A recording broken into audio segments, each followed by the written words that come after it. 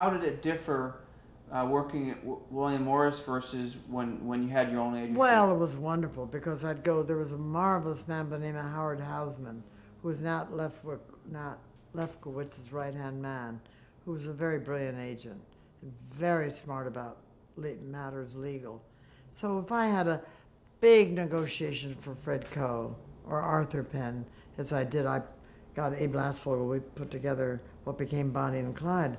I introduced Arthur Penn to Warren Beatty, and Warren and I had lunch at the Algonquin, and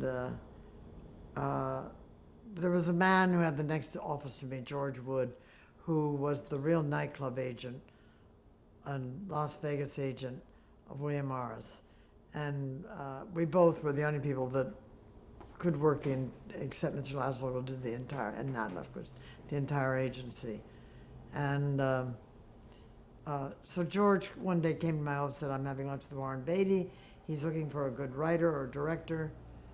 Would you come have lunch? So we went to the Algonquin, and I said to Warren, you don't need one of my writers. What you need is Arthur Penn. You two should meet each other.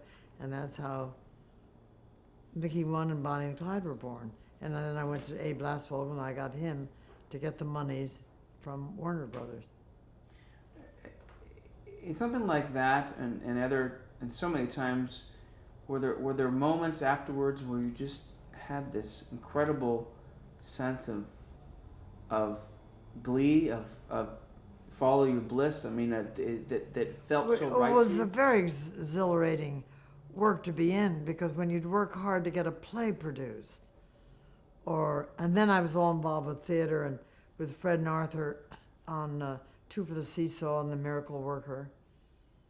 And then, so I'd go on the road with all those plays with Fred and Arthur. I became very involved with theater and films too, and Martin by that time was doing films. And Arthur and Fred stayed pretty much theater and television. Theater and television.